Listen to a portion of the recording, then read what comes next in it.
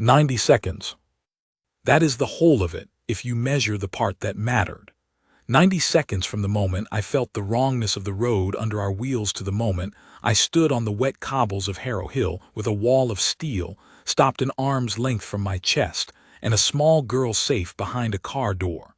90 seconds is nothing. You could not boil an egg in it. And yet I have lived inside those 90 seconds more times than I can count, walked them slow, taken them apart bolt by bolt, because in that minute and a half everything I had ever been trained to be was asked of me at once, and a child's whole life hung on whether I answered. My name is Wrenfell, Sergeant of the household escort, the men and women who ride the cars, not the ones who stand the gates, though I have done both in my years. If you have watched the ceremonial guard outside the gilded railings of Harrowgate Palace, still as poured lead in their red tunics and tall bearskins, you have seen my brothers. My work is quieter and far less photographed.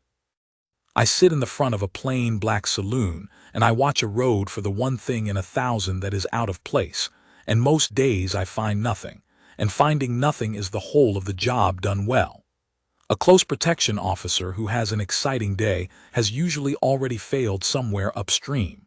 We are paid to be bored. We train for years to make the boredom perfect.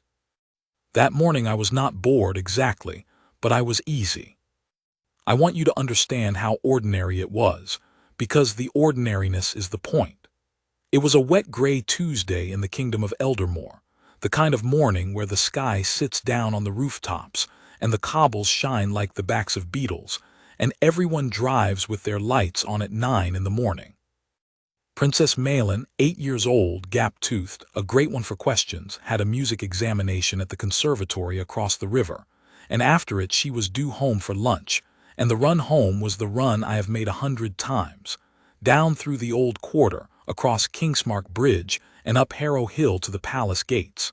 15 minutes on a bad day. A road I could have driven blind. There were 3 cars. That is standard for a principal of the princess's rank when she is not on a state occasion, small footprint, nothing to draw a crowd. I rode the lead car, in the front passenger seat, with Corporal Ames driving. Behind us came the principal car, and Maelin was in it in the back with her lady companion Mistress Odell, and that day, her older brother Prince Joran, who was 10 and had come along for no better reason than that he liked the conservatory's pipe organ and had wheedled his way into the seat. Behind them came the rear car with 2 more of my people, Trooper Banish and Trooper Cade. 6 officers, 2 royal children, 3 cars. A light, quiet, competent little procession, of the sort that had rolled down that hill without incident for years. I have thought a great deal since about the word incident. We use it because the true words are too large to carry around all day. Incident. A near thing. A dangerous speeding incident, the report would call it later, in the flat gray language reports are written in, and every word of that is true and none of it holds the shape of the thing. But I will tell it to you straight, and you can put your own weight on the words. It began, as these things so often do, with a piece of paper. We do not simply drive. Before any principal's movement, a route is planned, and the plan is a living thing that can change up to the last minute. A burst water main, a demonstration, a broken-down lorry, and the route office reroutes us and passes the change to the escort commander, and the escort commander passes it to the cars. On that morning, 3 minutes before we cleared the conservatory gates, my radio gave me a new instruction in the calm voice of the duty controller. The primary route across the top of Harrow Hill was closed for resurfacing, and we were to take the old grade instead, the steep original road that switchbacks up the north face of the hill, past the reservoir depot, and comes out at the gates from below. Now there was nothing alarming in that on its face. Routes change. The old grade is a real road, a public road, and I had driven it before, though not often, because it is steep and narrow and no one's first choice. I confirmed the change, and Ames took the turning, and the 3 cars came down off the bridge and swung left onto the lower end of the old grade instead of carrying straight on. If I felt anything at all in that moment, It was the mild irritation of a man whose easy route has been made slightly less easy. I did not feel danger.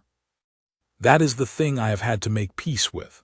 The danger was already in motion, above us, out of sight, and the paper that sent us toward it was clean and correct-looking, and signed by a hand I trusted. I did not know then, no one down on that road knew, that the closure notice for the top route had been logged that morning on the strength of a maintenance all-clear that should never have been signed.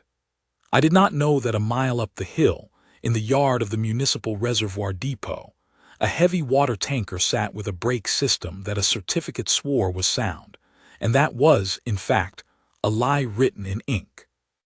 I did not know that the man who had written that lie had done it for money months before, and had walked away thinking it would never touch anyone. All of that was true already as we made the turn. Truth does not wait for you to learn it. It simply arrives. Let me set the road for you, because the road is the third character in this, after the child and the man who saved her.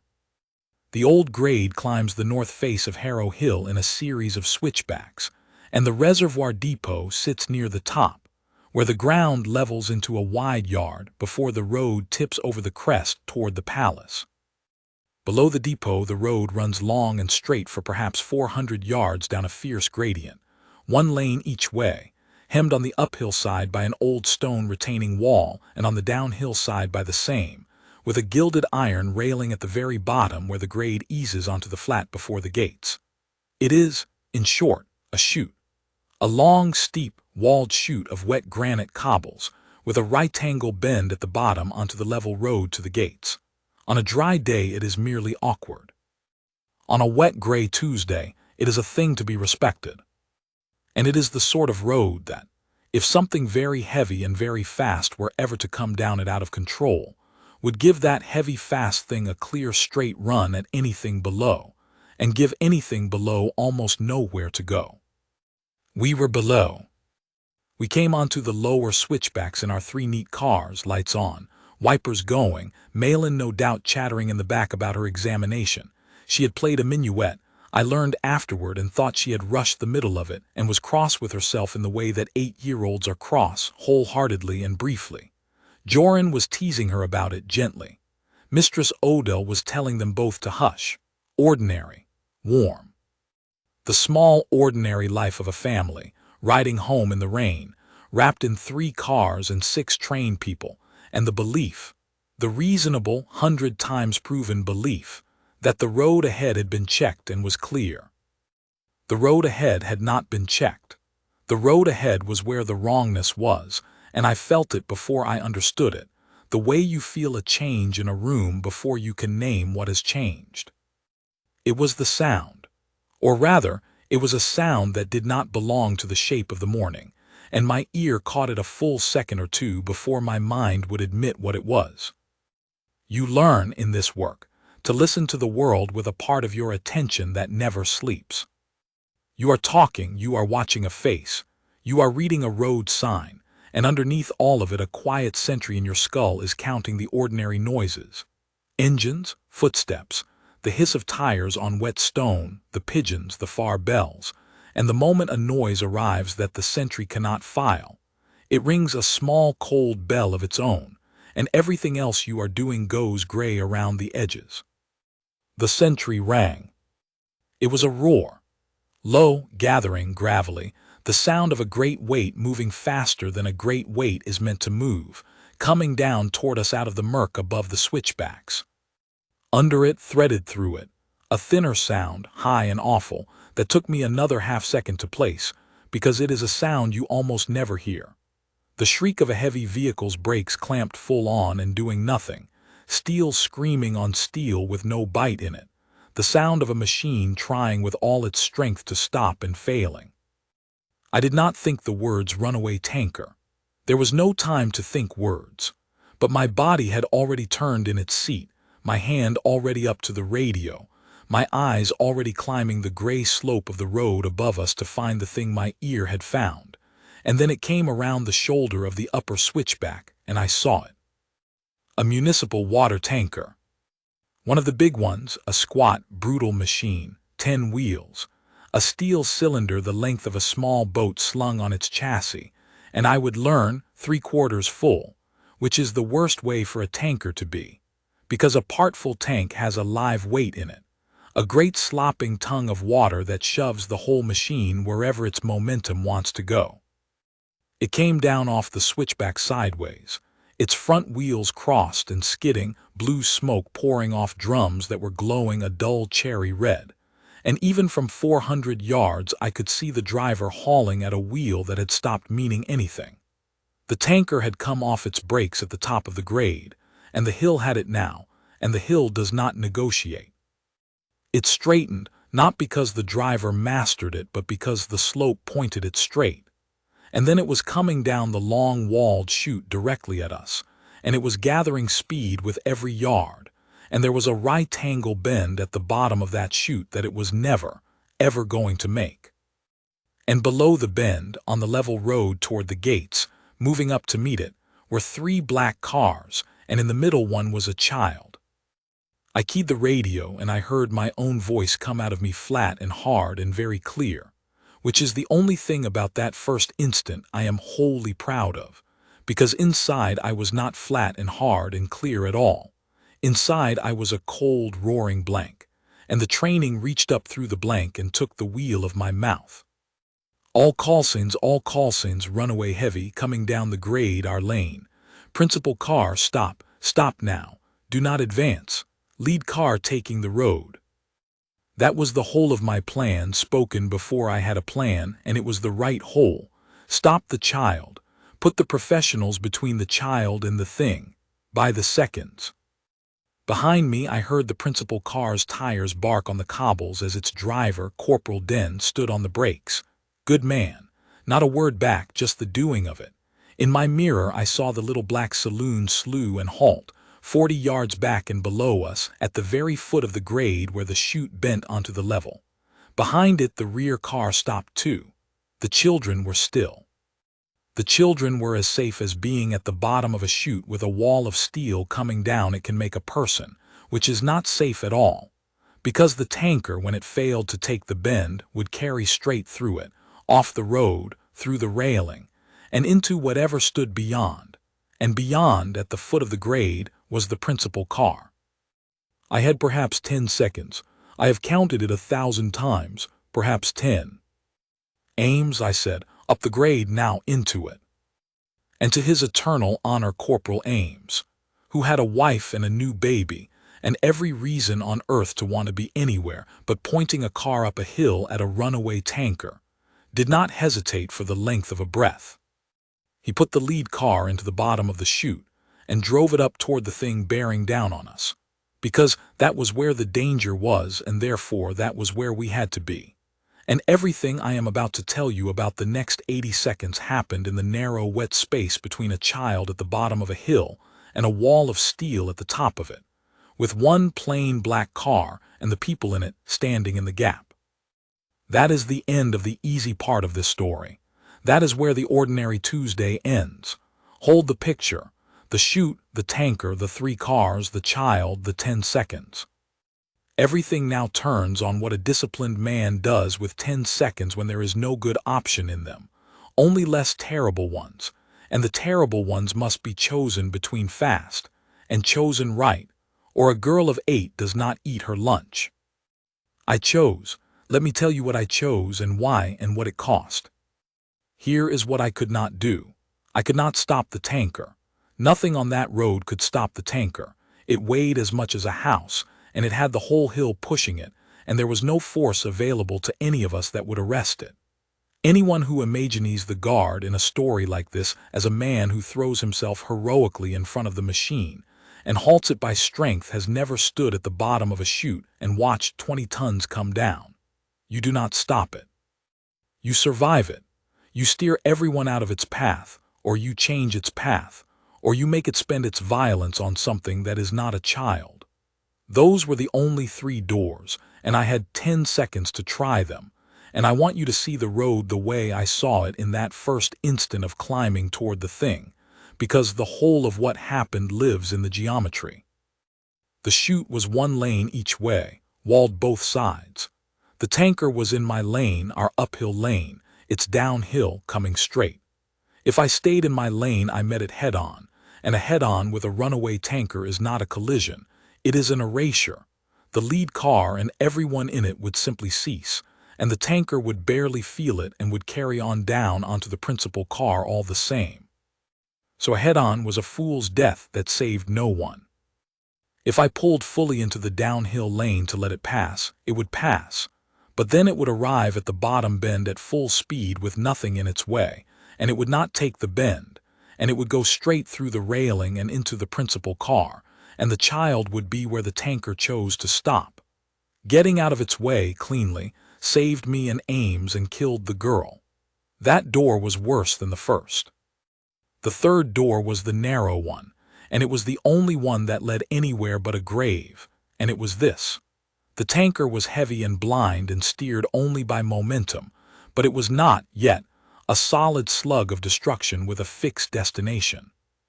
It was a wobbling, slewing, top-heavy thing with a live load slopping inside it, and such a thing can be persuaded. Not stopped, persuaded, nudged. A machine that is already fighting to keep its feet can be made to lose them, can be made to slew, to jackknife, to lean its weight against a wall instead of down a road, if something takes the right side of it at the right instant with the right small force. And a heavy vehicle that jackknifes and lays itself against the uphill wall of a chute stops a great deal sooner, and a great deal more messily, and a great deal further from the bottom, than one allowed to run clean and straight all the way down. That was the door.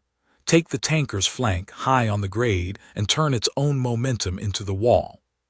Spend the crash up here on stone and steel, where there were no children, and not down there where there was one. It is a terrible thing to plan in the abstract and a worse one to do, because to take a runaway tanker's flank you must put your own car alongside it, in its path, close enough to touch. At the one moment it is most lethal. You are asking a plain saloon and the two people in it to be the thing that turns the tanker. You are, in the plainest terms, choosing to crash on purpose, in the hope that crashing here and now buys the seconds and the distance that keep a child alive down there and then. There is no version of that plan in which the lead car comes out whole. I knew it. Ames knew it. Neither of us said it. There was no time and there was no need. Ames, I said. We take his left. Get us up beside him, high side, and when I say hard, right into him and then off the wall and roll off him downhill of us. Don't meet him square. Kiss him and let go. Understood, Ames said. That was all. Understood. A man says understood in that voice and you would follow him into anything. We were climbing now, the little car's engine howling, tires scrabbling on the wet cobbles, and the tanker was filling the whole windscreen, huge, its chrome grille a wall, the driver's face a pale smear behind the glass with his mouth open in a shape I will not forget. He was not a villain, that driver. I want to say that early, because a lot of this story is about a man who did a wicked thing far away in a quiet office, and the driver of that tanker was not him. The driver was a working man named Tomas Riike, who had taken a full tanker down off the depot yard on a route his controllers gave him. On brakes a certificate swore were sound, and had felt them go soft and then go to nothing under his foot at the worst possible place on the worst possible hill. And had done, I later learned, everything a man can do. Dropped his gears, dragged his handbrake till it burned away, tried to scrub the machine along the wall himself, and none of it was enough. Because you cannot fix a lie with courage. He was fighting for his own life and for the lives of whoever was below him, and when he saw a little black car come climbing up the wrong side of the road toward his flank, I do not know what he thought. Perhaps he thought we were mad. Perhaps, being a driver of long standing, he understood in an instant exactly what we meant to do and why, and made room for it in the only way he could, which was to keep fighting to hold his line so that we had a flank to take. I will never know, but I have come to believe he understood, because of one small thing he did at the end, which I will come to. The gap closed.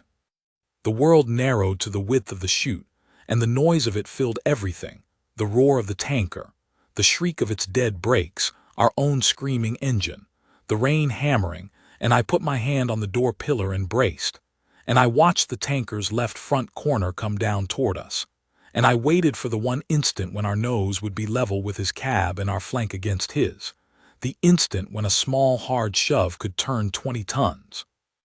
And then, in the middle of the 10 seconds, the plan I had built broke in my hands, because the tanker did something I had not counted on.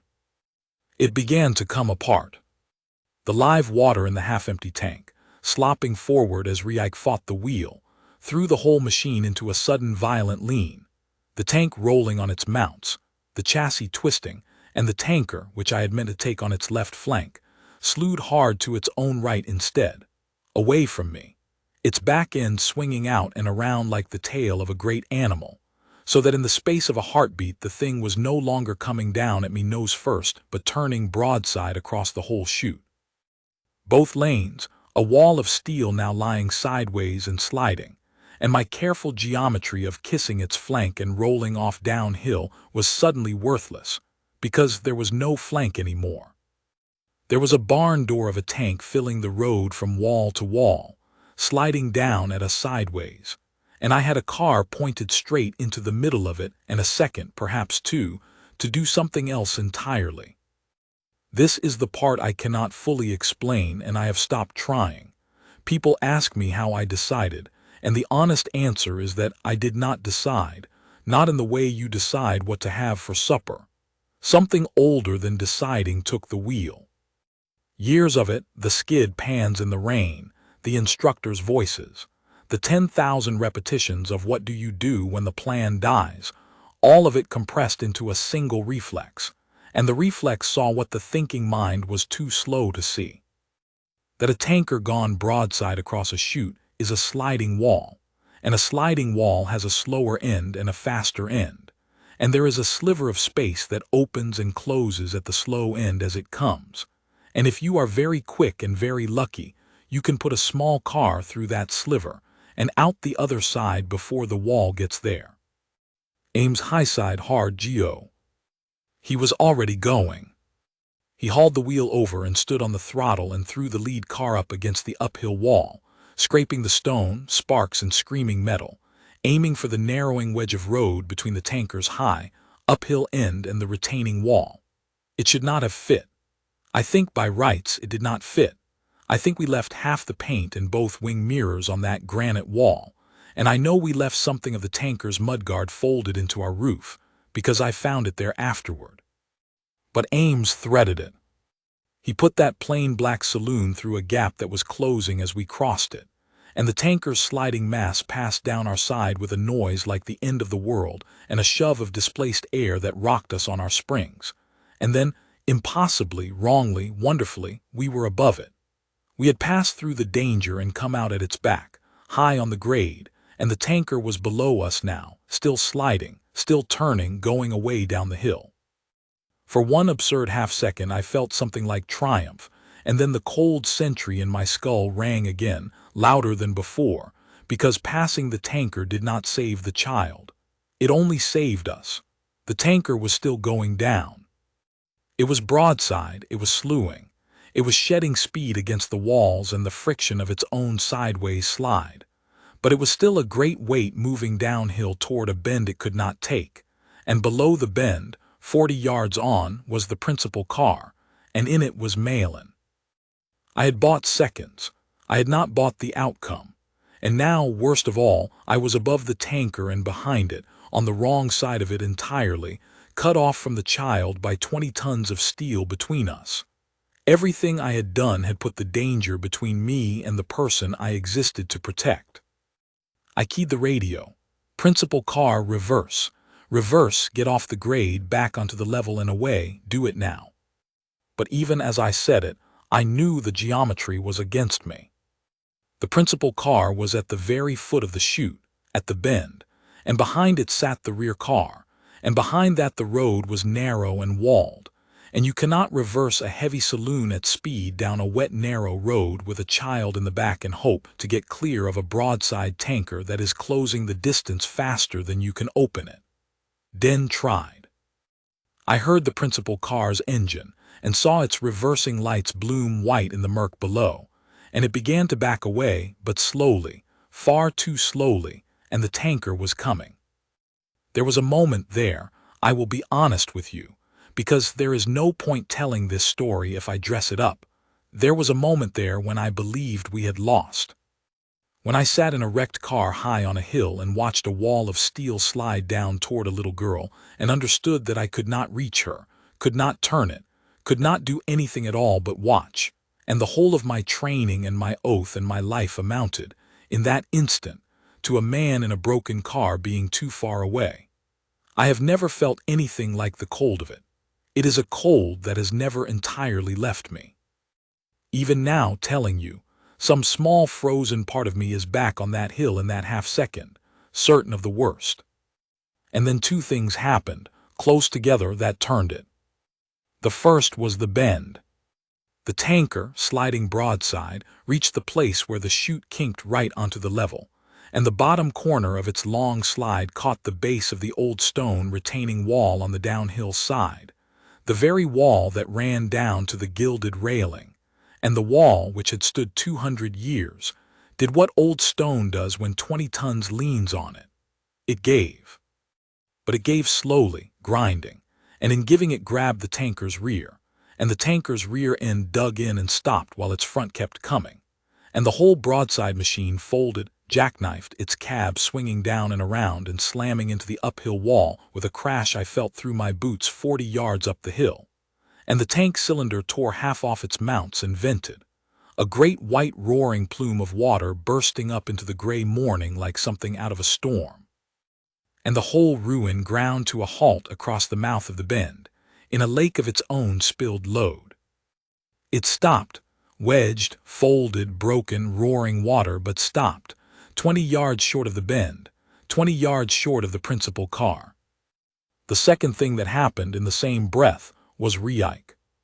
The driver, in the last instant before his cab hit the wall, when he must have known he was going to strike stone, and that whether the tanker's momentum carried on down the hill afterward depended on how it hit.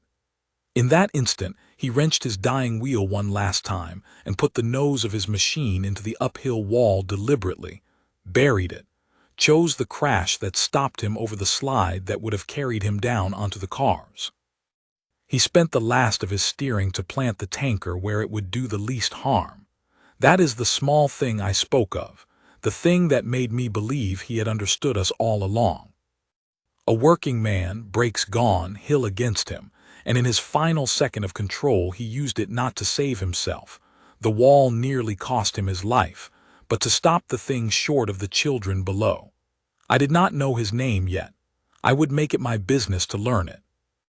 The tanker was stopped, but I could not see past the plume of water and the folded wreck to the principal car, and the radio had gone to noise, and I was out of my own wrecked saloon before I knew I had opened the door, running down the wet grade toward the ruin and the children beyond it. And this is where the 90 seconds does its cruelest trick, because the part that mattered most was not the tanker at all. The tanker was stopped, but the danger was not over, not yet. Because I did not yet know what was on the other side of that wall of steam. I ran. I have run a great deal in my life, drilled and timed and in full kit, but I have never run like I ran down the wet stone of Harrow Hill toward that plume of water, and I have never covered 40 yards that felt so long. My legs were doing the thing legs do in dreams, driving hard and getting nowhere, and my mind was already there, ahead of my body, at the principal car, seeing all the things it might see. The tank had split near the bottom of its cylinder, and it was dumping its load down the grade. A real flood, an inch, 2 inches of water sheeting over the cobbles and rushing down the chute in a cold gray wave, carrying grit and torn metal and a broken wing mirror, pouring around my boots and on down toward the bend. That was the first new danger, and it was worse than it sounds, because a heavy car sitting on a steep wet slope with a flood running under it can slide, and the principal car was pointed nose down at the very lip of the grade where it kinked onto the level, close by the old gilded railing, and beyond that railing, I knew this road, the ground fell away sharply, a steep bank down to the lower terrace and the wall of the depot yard below. The flood was pushing at the car. And the car, I saw as I came around the folded cab of the tanker and the plume cleared, had been shunted, not struck, but shoved, by the wall of displaced water and grit off the crash. A foot, 2 feet, sideways and downslope, so that its rear wheel now sat hard against the base of the railing, and the railing, old and rust-eaten and never built to hold a car, was bowing outward over the drop. That is what was on the other side of the steam, not the crash I had feared. A slower, quieter, meaner danger, a car with 2 children in it, sliding by inches on a flood toward a failing railing above a fall. And the door was open.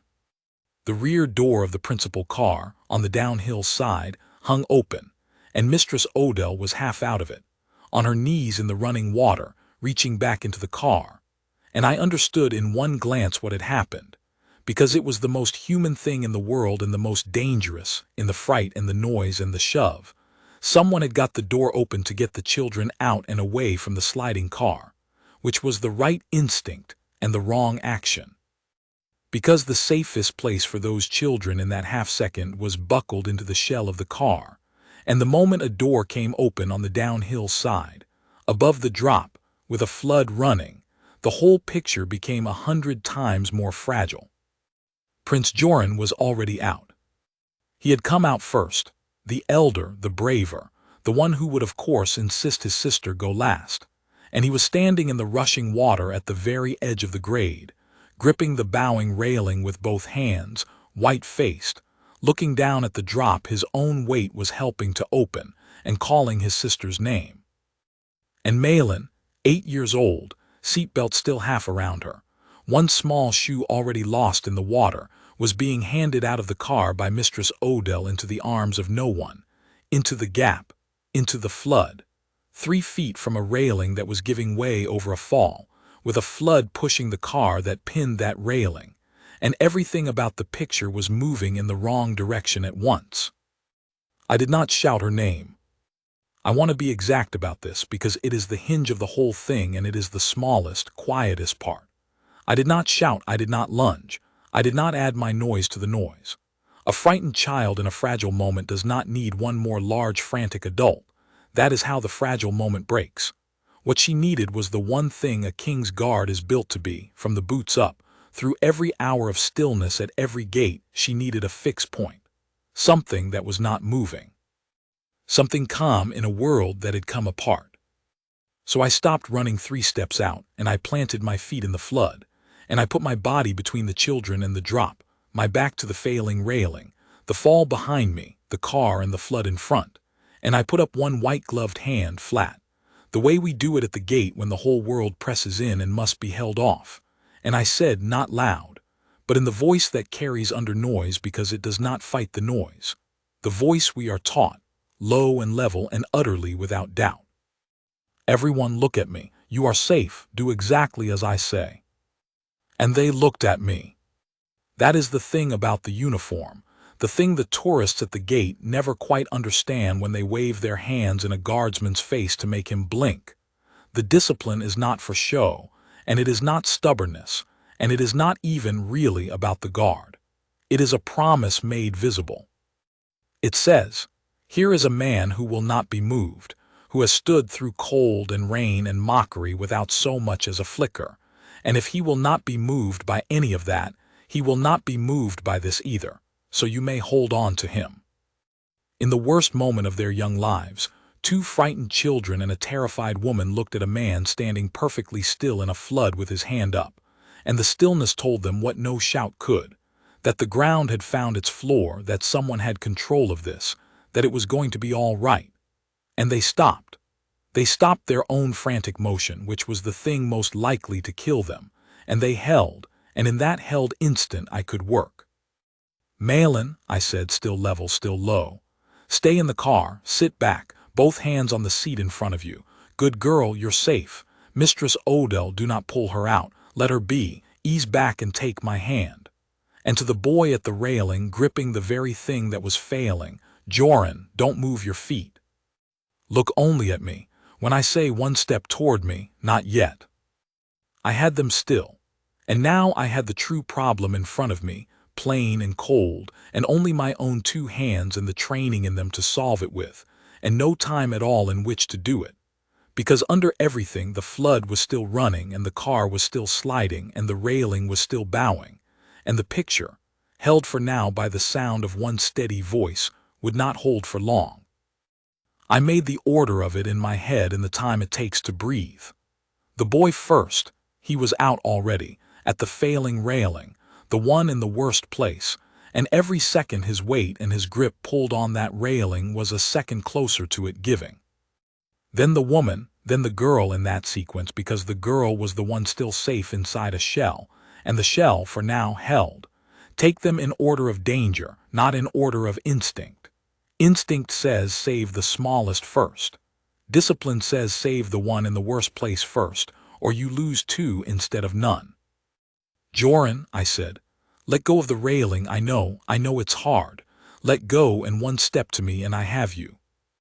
He was 10 years old, and he had a father who had told him, I would learn, that a prince's first duty is to the people around him, and he did a thing that a great many grown men would not have done. He let go of the only solid thing his hands could find over a drop, and he stepped toward me across the running water. I took his wrist, not his hand, his wrist, the grip that cannot be lost, and I turned him and put him behind me and up the slope, out of the flood, onto the dry stone above, and I said, stand there. Do not move. Watch your sister come. And I gave him a job, because a frightened child with a job is a child who can hold on, and his job was to stand fast and watch, which is a guard's own job, and he did it like one. Then Mistress Odell, still half in the car, water to her wrists, her face gray.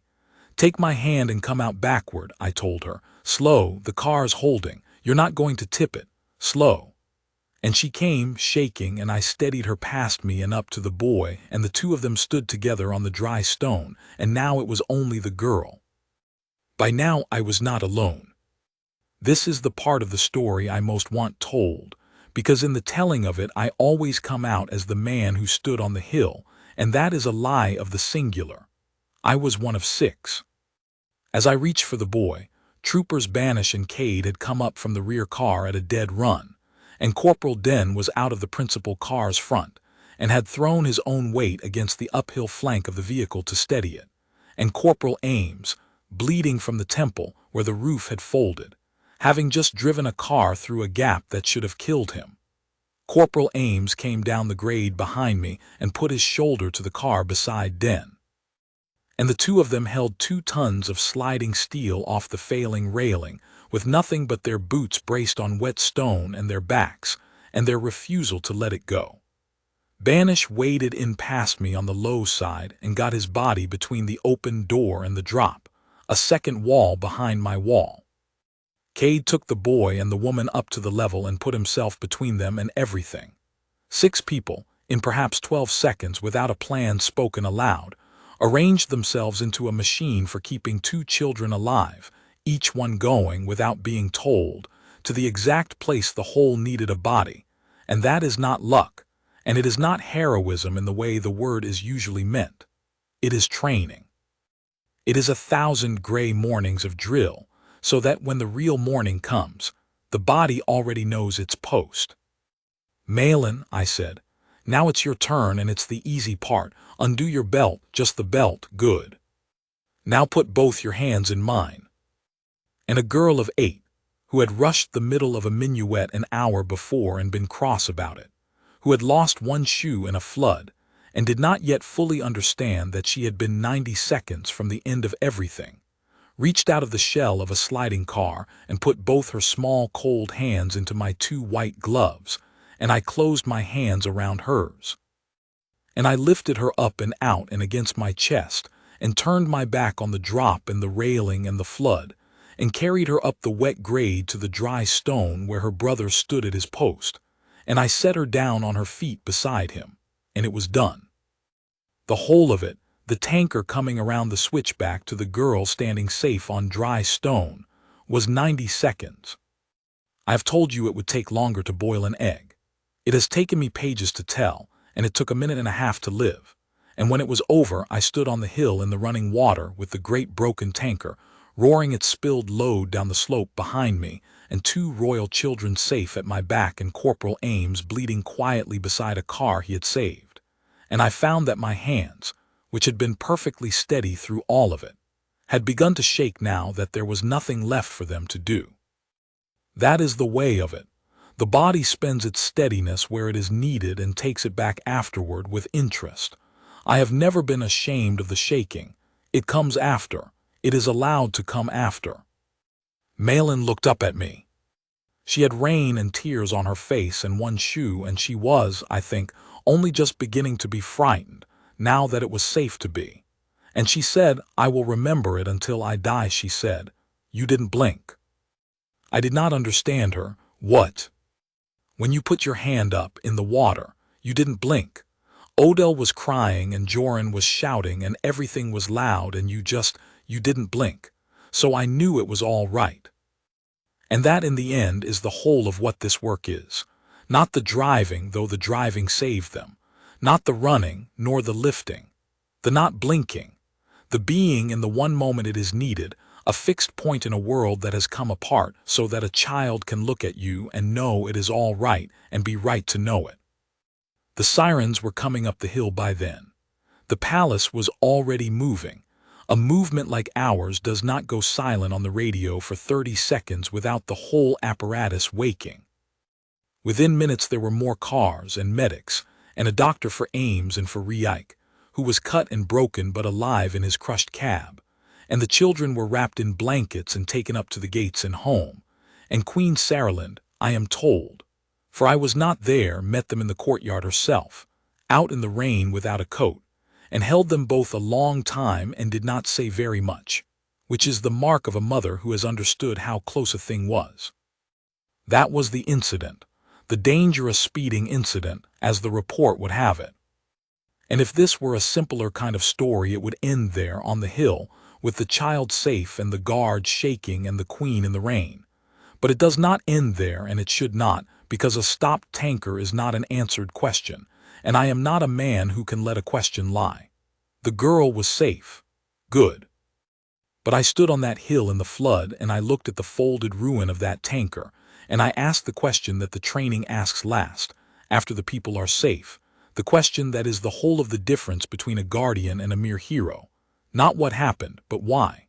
Why had a full tanker come down that hill with no brakes? Why had we been sent onto that road at that minute to meet it? A guard's work does not end when the child is safe. It ends when the thing that endangered the child can never do so again. And that work had not even begun. Now I am an escort officer, not an investigator, and it is not strictly my place to go digging into the affairs of the city's water depots or the route office. When a movement goes wrong, there is a board, a formal inquiry, chaired by someone senior in gray, with people whose whole job is to find out why. I gave my statement to the board like everyone else plainly, and I answered its questions, and by every rule of the service I should then have stood back and let the gray people do the gray work. I did not stand back, I could not. 2 royal children had been 40 yards and a failing wall from death because of a piece of paper and a certificate, and I had held one of those children in my 2 hands, and I found that I was not able to hand the why of it entirely to a committee and go back to my post as if the question were somebody else's. So I did what an escort sergeant is permitted to do, which is to take a very close and very persistent interest in the safety of the routes his principals travel, and to ask questions, and to keep asking them when the answers do not fit. The first answer that did not fit was the route order itself. You will remember that 3 minutes before we cleared the conservatory, I was told the top of Harrow Hill was closed for resurfacing and diverted onto the old grade. I had confirmed it and thought nothing of it, but now I went back to the route office and I asked to see the closure notice, and the notice was real and logged and correct in form, and it had been raised that morning at 10 to 9, 30 minutes before our movement, on the authority of a maintenance all clear from the City Works Department. On its face, all in order. A road was being resurfaced. A diversion was issued. We were sent round. Nothing sinister. Except that when I went on my own time to the top of Harrow Hill to look at this resurfacing, there was no resurfacing. There was no crew, no barrier, no fresh tarmac, no sign that any work had been done or was planned. The top road was open and dry and perfectly usable. It had never been closed for any real reason at all. The closure notice was a phantom, a piece of paper that described a thing that did not exist. And it was that phantom, and only that phantom, that had taken 3 cars off a safe road and onto a chute at the 1 minute a runaway tanker was coming down it. That is when the cold came back. Because a road that is falsely reported closed, at the exact minute a heavy vehicle happens to lose its brakes above it, is either the most vicious coincidence I have ever encountered, or it is not a coincidence at all. And my whole training screams at me never to trust a coincidence that convenient. I went to the board with it, and the board, to its credit, took it seriously, and the inquiry widened, and now we had 2 threads to pull, and both of them ran uphill toward the reservoir depot. The phantom closure that put us on the grade, and the failed brakes that sent the tanker down it.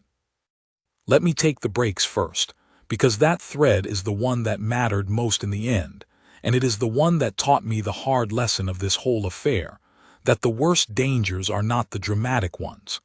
They are the paper ones. They are signed in quiet offices by tired men, and they wait for years, and then one wet Tuesday they come down a hill. The tanker that came down Harrow Hill was Vehicle 7 of the municipal reservoir fleet, and its brakes had not failed by accident, and they had not failed by sabotage in the sense of someone cutting a line to kill a princess. They had failed because they were worn out, and they were worn out because they had not been properly serviced, and they had not been properly serviced because the certificate that said they had been serviced was false. The tanker had been driven for the better part of a year on a brake system that a document swore was sound, and that was, in plain fact, at the very end of its life. Reich, the driver, had felt it going for weeks, a softness in the pedal, a longer stopping distance, and had reported it more than once in writing, and each time the answer had come back from the depot office. Serviced and certified, vehicle is sound, drive on. He had drive on in writing. He had trusted the paper because that is what a working man is supposed to do, and the paper had tried to kill him and 2 children. Whose signature was on the certificate? That was the thread's end, and I pulled on it, and the board pulled on it, and the name it led to was the name I have been keeping from you, and it is the closest thing this story has to a villain, and he was not a monster, and that is the worst part. His name was Corin Vale. Corin Vale was, at the time, the certifying mechanic at the municipal reservoir depot, the man whose signature turned a serviced vehicle into a legally roadworthy one, whose stamp said this machine is safe. He was not a young man and not an old one, a competent enough mechanic by every account, married, a grown son somewhere, no history of trouble. He was, in short, the last man you would ever look at twice. And he had, some 18 months before that wet Tuesday, done a small and quiet and terrible thing, the kind of thing that does not feel terrible when you do it, and that is exactly how the terrible things get done. He had taken money to sign certificates he had not earned. Not much money in the scheme of things. That is what haunted me most when I finally understood it. A great catastrophe, a princess nearly killed, a driver nearly killed, a 200-year-old wall pulled down, a whole fleet grounded, and a whole department disgraced. All of it traced back at the bottom to a mechanic who had been paid a modest and shameful sum, month after quiet month, to stamp vehicles through without doing the work. Who paid him? That was the next turn of the thread, and it opened the whole rotten cupboard. The money came from a parts supplier, a small firm called Harrow Hill that held the contract to supply brake components, filters, and consumables to the municipal fleet. The scheme was old and grubby, and once you saw it, obvious. Harrow Hill billed the depot for parts, new brake shoes, new drums, full service kits, at the full contract price. Vale certified that those parts had been fitted, but the parts were not fitted. Many of them were never even delivered. The depot paid for work and materials that did not happen. The supplier pocketed the difference, and Vale took a quiet cut, month after month, for signing the paper that made the phantom real. It was fraud, plain and grubby fraud, the kind that goes on in 100 quiet corners of 100 institutions, skimming a little here and a little there, and it would have gone on for years more if a full tanker had not come down a hill. Because that is the thing about the paper crimes. They are invisible, they are victimless. The men who do them tell themselves harmless, right up until the morning they are not. Vale did not sit in his office imagining a princess crushed against a railing. He sat in his office imagining a slightly easier month, a debt paid down, a small envelope. He never once, I am sure, connected the pen in his hand to the brakes on a hill. That is the whole horror of it and the whole ordinariness of it. He did not mean the harm. He simply made it possible and then looked away, and looking away is its own kind of choosing. The board found Vale. The board found Marrow and Kell. The certificates were pulled, the whole fleet was grounded and re-inspected, and God help us, Vehicle 7 was not the only one running on lies. 4 others were found in a state that would have failed them on the spot, and the fraud was laid bare, and Vale was suspended and then charged, and the firm's contract was torn up and its principals charged alongside him. It was, by the measure of an inquiry, a success. The cause was found. The guilty were named. The fleet was made safe. The board could write its gray report and close its gray file, and everyone could say with relief that the system had worked. A terrible thing had happened, and we had found out why, and we had fixed it, and it would not happen again. And for about a week I believed that too. I believed we had our answer. I stood down in my own mind from the digging. The brakes had failed because of Vale and the fraud. The children had nearly died because of the brakes. The guilty were caught. The fleet was safe. A clean line, cause to effect to consequence to justice. I even slept those first nights better than I had. Then I woke one gray morning with the phantom closure sitting on my chest, and I could not get it off. Because the fraud explained the brakes, it did not explain the road.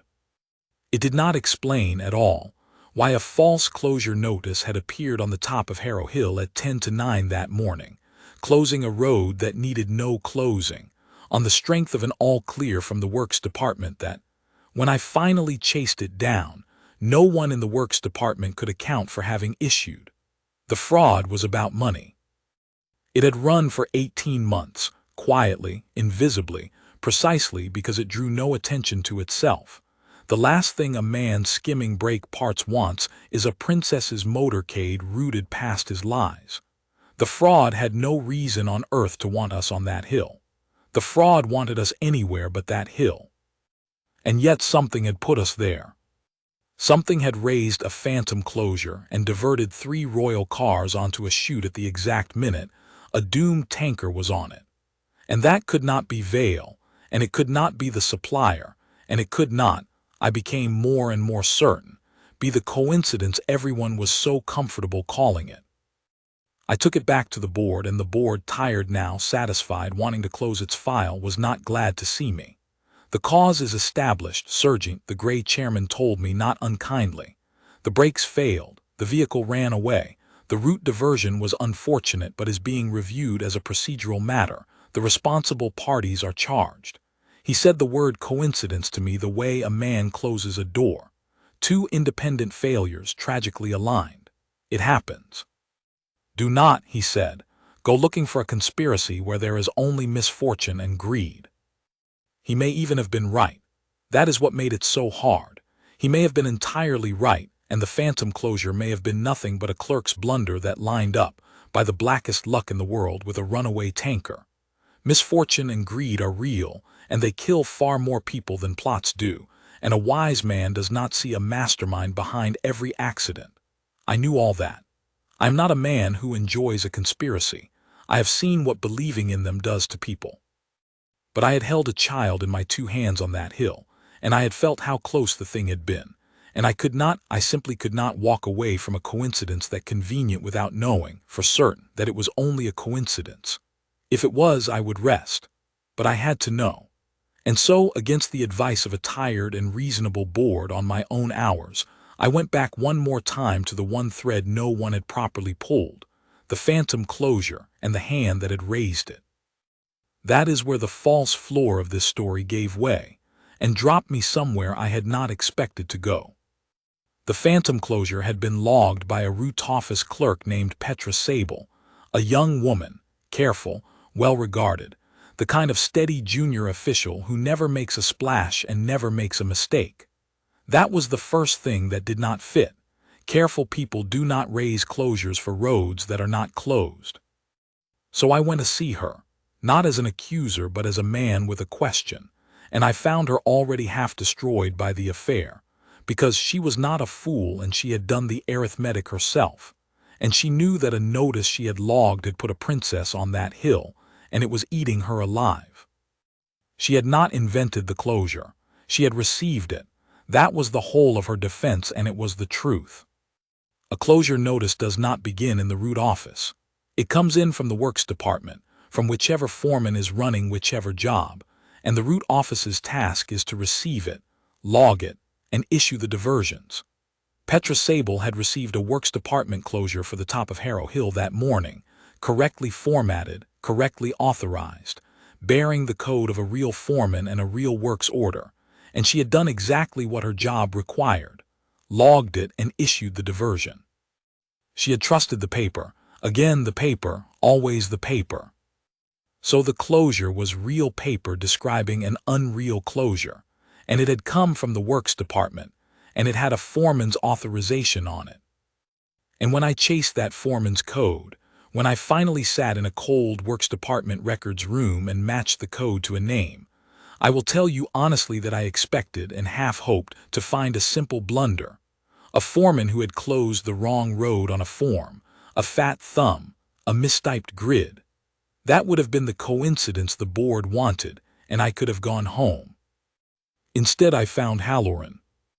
Dennis Halloran was a works foreman of 30 years standing, and his authorization was on the phantom closure, and Dennis Halloran was already, though the board did not yet know it, a name in the Marrow and Kell file, because the fraud was bigger than one mechanic and one supplier. The parts skim on the fleet was only one room of the rotten house. Halloran ran the other. Halloran's game was road works, resurfacing contracts, closures, crews. He would log a closure for a stretch of road, bill for a resurfacing crew and materials, and then either do a fraction of the work or none at all, pocketing the difference with a friendly contractor, exactly as Vale and Marrow and Kell had done with brake parts. The phantom closure on Harrow Hill that morning was not aimed at anyone. It was Halloran doing what Halloran did, raising a paper closure for a resurfacing job that he was billing for and not performing, on a stretch of road he had chosen precisely because it was quiet and out of the way and no one would look too hard. He had raised a dozen such phantom closures over the years. It was routine. It was invisible. It was money. And so I had my answer, and it was not a plot against the princess, and it was worse in its way than a plot, because a plot at least means someone thought about the child. This was two separate frauds, run by two separate men, in two separate rooms of the same rotten culture, a culture in which paper was routinely made to lie, in which certificates and closures and all clears were signed for things that had not been done, because everyone had learned that no one ever checked. Two rivers of falsehood, running quietly for years, and on one wet Tuesday morning they happened to meet at a bend on Harrow Hill. Vale's lie put a doomed tanker on the road, and Halloran's lie put a princess's motorcade under it, and neither man had ever heard of the other, and neither had meant the harm, and the harm had very nearly been the death of two children all the same. That was the turn, not a mastermind, a system that had rotted so quietly that its lies could align by pure chance into a catastrophe, and no single hand had aimed it, and that was exactly why it was so dangerous. Because a plot can be caught, but a culture of small lies is everywhere and nowhere, and it kills by coincidence, and coincidence cannot be arrested. But the men who fed it could. I brought it to the board, all of it, laid out cold. The phantom closure, Halloran's authorization, the resurfacing that never happened, the match to the Marrow and Kell file, the whole architecture of falsified paper of which our incident was only the point where two beams happened to cross. And this time the gray chairman did not say the word coincidence to me. He read the file I had built in silence, a long time, and then he looked up at me and he said, "You were right not to let it go, Sergeant. I was wrong to tell you to." And that, a tired gray man admitting he had been wrong, is a rarer and finer thing than most medals, and I have valued it more than most. The inquiry, which had been ready to close, tore itself open again, and this time it went all the way down. It did not stop at Vale and one supplier. It found Halloran and his contractor, and it found that the two frauds shared more than a morning. They shared a culture, a set of unwatched books, a habit of paper trusted and never checked, and at the top, a depot management that had let it all run because checking was expensive and awkward and everyone was busy. The whole thing came out. And with it came the reckoning I had wanted from the moment I stood in the flood with the question in my mouth. Not vengeance, but the certainty that this could never happen again on any hill to any child. Corin Vale, when it was finally laid in front of him, did not fight it. I was told he wept in the interview room, not the tears of a caught man frightened for himself, or not only those, but something older and worse. The tears of a man who has just been made to see, all at once, the whole distance between a small envelope taken in a quiet office and a princess pinned against a failing railing over a drop. He had never let himself see that distance before. Nobody who does the paper crimes ever does. The whole trick of them is that you never have to look at the far end. And now he had been made to look, and it broke him. He pleaded guilty to all of it. At his sentencing he asked to make a statement, and against expectation the court allowed it, and he did not ask for mercy. He said, "I have the words because I made sure to have them," that he had told himself for 18 months that no one was hurt, that it was only paper, that the vehicles were probably fine, that checking was a formality. He said he had believed his own excuses the way you believe the weather. And then he said that on a wet Tuesday a man he had never met had felt his brakes go on a hill, and two children he had never met had come within a wall's width of dying, and that he would spend the rest of his life knowing that the pen in his hand had done that, and that no sentence the court could pass would be a heavier one than that knowledge. I have thought about that a great deal. I do not forgive him. It is not mine to forgive. That belongs to the children and to Reich, but I believe he understood at the end, and understanding is not nothing. It is the beginning of the only thing that ever stops the paper crimes, the refusal, ever again, to look away. Halloran was a harder and colder case, a man who had run his fraud longer and felt it less, and he fought it every inch, and it did him no good, because the paper that had served his lies for years turned and testified against him once someone finally read it. He and his contractor and the principals of Marrow and Kell went down together, and the depot management that had let the whole culture flourish was swept out, and the contracts were re-let with teeth in them, and I will not pretend I was sorry to see it. But the sentences in the end are the smallest part of the reckoning and the least interesting to me. Men are punished and the world is not thereby made safe. It is only made even. What made the world safer, what made me able at last to sleep, was the thing the inquiry built on the ruins of the fraud, and it is unglamorous, and it is the true hero of the back half of this story, and it is this: they changed the paper. They changed how the paper works. That is the whole of it, and it is everything. No certificate of a safety-critical service on a heavy municipal vehicle could any longer stand on one man's signature.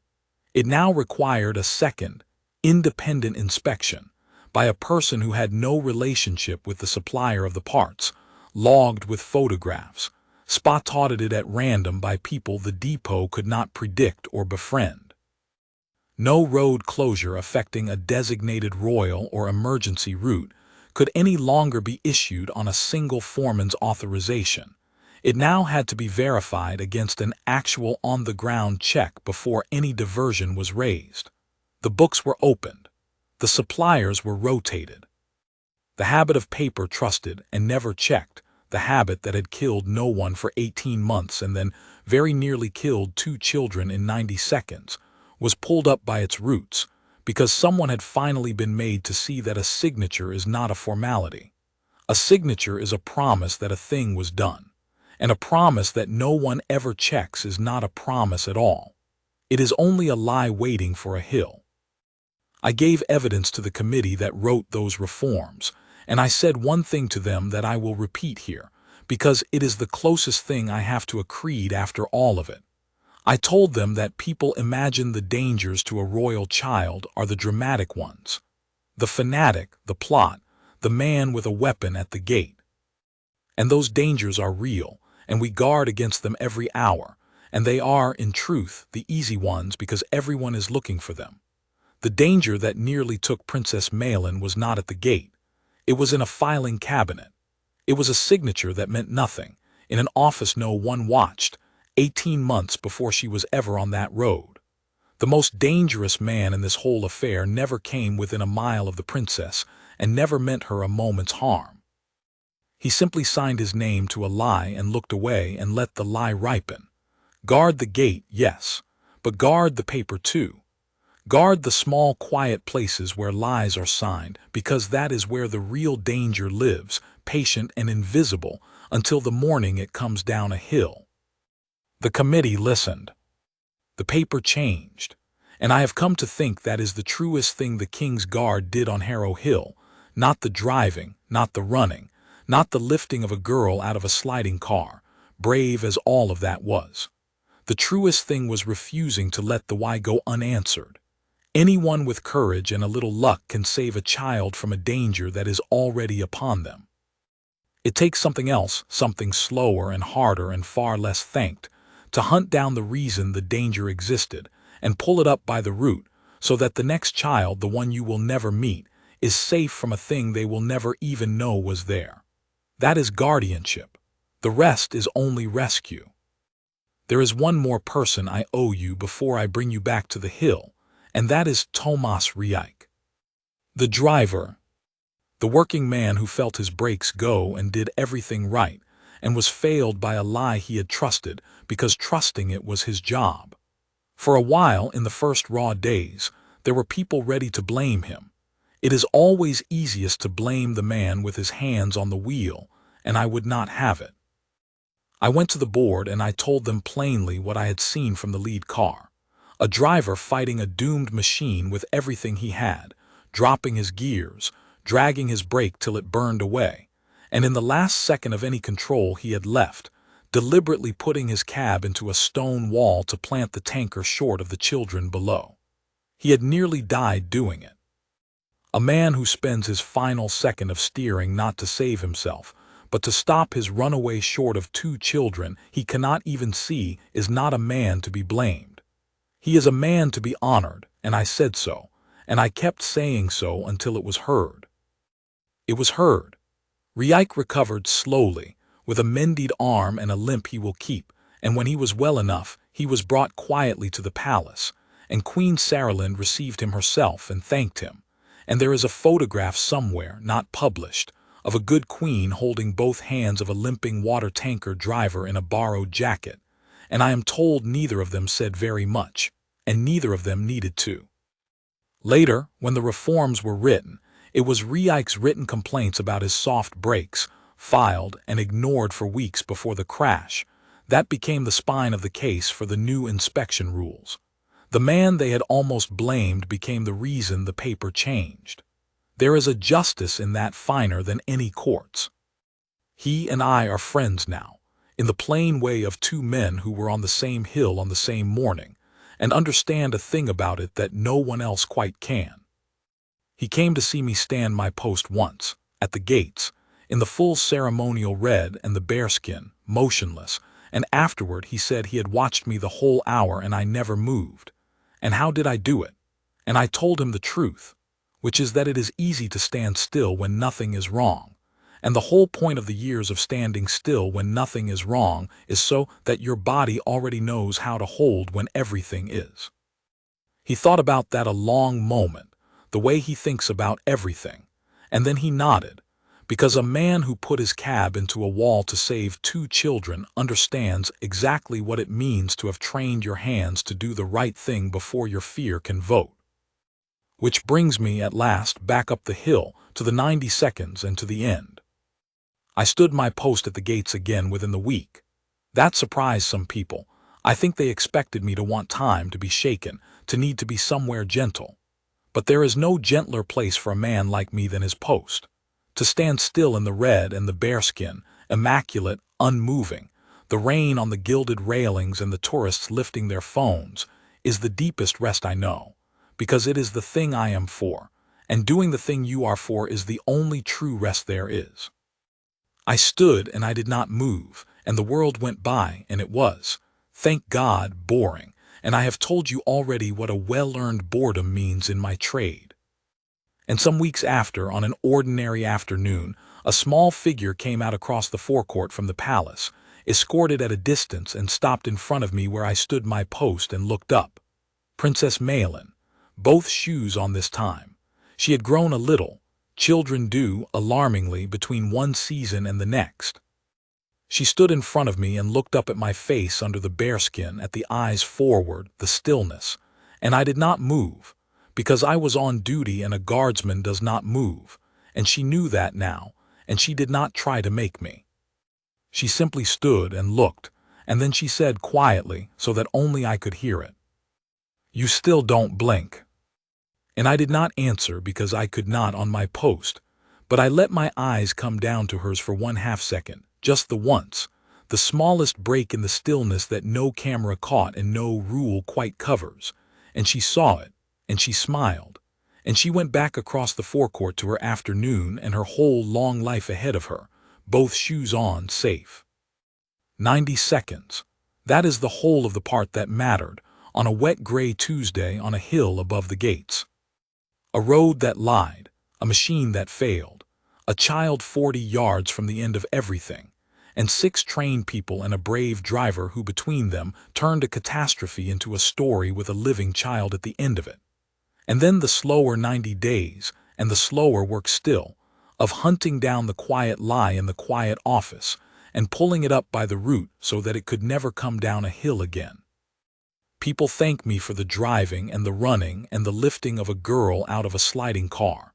I let them because it is kind and because those things did need doing. But if you have understood any of this, you know that is not the part I am proud of. I am proud that I did not blink. I am proud that when the world came apart, I was, for 90 seconds, the fixed point a child could hold on to. And I am proud that afterward I would not let the why go unanswered, and that because of it, the paper changed, and the next child is safer for a danger they will never know existed. That is the work. Stand still when nothing is wrong so that you can hold when everything is. Guard the gate and guard the paper. And never, ever blink when a child is looking up at you to know that it is all right. Because it was. In the end, it was all right. And that is the whole of the story, and I am glad more than I can say that it is a story I am able to tell.